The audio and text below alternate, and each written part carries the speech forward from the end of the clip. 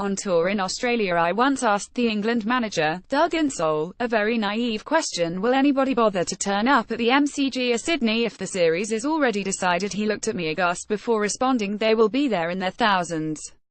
They just love watching the Poms being beaten. In the past week I have met Australians genuinely lamenting the series is over before the start of the fourth test. But they are in the minority. On Boxing Day there is technically a dead rubber test going on here, but it won't feel like that. Around 90,000 will file into cricket's largest amphitheatre, and even though most of the critical blows have been delivered in this series, it will still feel like the Coliseum for England's cricketers. An Ashes test here has its own momentum. The Australian think tank may take a slightly different view. They now have scope to look ahead. They hope that by being more relaxed, with their primary goal achieved, their players may therefore become even more potent. And with the Ashes secured, they will not take any risks in selection. They will be without Mitchell Starc, the leading wicketaker in the series with 19 victims, ruled out on what was Sunday morning here because of his bruised heel. Jackson Bird is in the squad and ready to play, and his presence is likely to reduce the number of bounces bowled by Australia by around 33%. Bird is not a conscientious objector in the manner of Gubby Allen during Bodyline, it's just that he is not as quick as the others. Whether Tim Paine will continue his impressive return to international cricket depends on his personal circumstances, as his father-in-law has recently suffered a stroke. For the England players, the final two tests are highly significant. In 2 of the past 3 tours the side has disintegrated in Melbourne and Sydney, prompting an overhaul of personnel in the team and the coaching staff. It feels different on this trip, when England have been emphatically beaten but not disgraced. The impression is that the squad is still determined to improve. Everyone is hanging on to the end. The focus is sharpest upon the experienced players, of whom only Jimmy Anderson has performed to his usual standard. Alistair Cook, Stuart Broad and Moeen Ali are struggling, but the expectation is that England will stick with most, maybe all, of their senior men here. Given the outcome of the first 3 matches, it is an oddity that England have used only 12 men in the series, with Craig Overton replacing Jake Ball after the Brisbane Test, but it is still hard to envisage sweeping changes. For Gary Ballance HES still here, there is no obvious route into the team. The same applies to Ben Foakes. As ever, any changes are more likely in the bowling department. Faith will, correctly, be shown in Cook.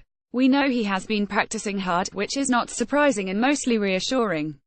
His response to his dearth of runs has been more nets on his days off. Graham Gooch would approve. However, the constant extra work he is putting in betrays his concerns about his batting. Unlike Cook, Moeen began the series looking sprightly with a bat, timing the ball well in Brisbane, where he scored 78 runs in the match.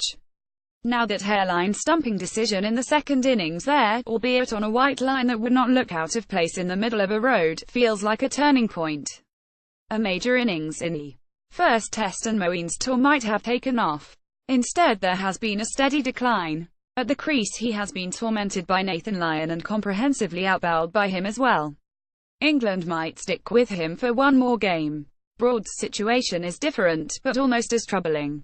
He has 5 wickets in the series, though he was unlucky not to take more when conditions were favourable in Adelaide.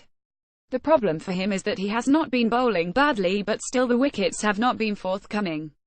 He has been accurate and persistent, but neutered by the absence of movement, and in these conditions he lacks that extra yard of pace to disturb the best batsman. Melbourne might suit to him better, perhaps, but despite his well-earned reputation for combativeness, his confidence is low. There will be at least one change, as Overton's damaged ribcage has ruled him out. The options to replace him are Ball, Mark Wood, Tom Curran and Mason Crane. The last 2 are the most likely participants. Curran would be the like-for-like replacement, who could also bolster the lower-order batting. Crane would be the most cavalier of options. His selection would represent an extreme case of straw clutching. Bear in mind that Australia in the post-Warne era have settled for rock-solid finger spin rather than wrist spin. I have outlined my reservations about playing Crane so early in his career before, as well as my amazement that hardened old pros such as Trevor Bayliss and his selectors can become so dewy-eyed about anyone who flicks the ball out of the back of the hand. His selection for this tour makes dear old Christopher Martin Jenkins' championing of Ian Salisbury back in the 90s seem positively pragmatic.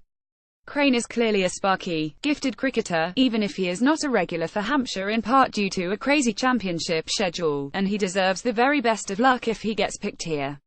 It would be enormously exciting for him and for those of us looking on safely from a distance. The Romantics will be thrilled by this prospect, and no doubt there will be many references to Shane Warne's modest record and experience before his first Test appearance, as well as his 1 for 150 on debut 25 years ago against India. Warne was a genius. It is wishful thinking to put the irrepressible Crane in the same bracket. Whichever way the selectors go, England are likely to play at least one wide-eyed debutant at the MCG.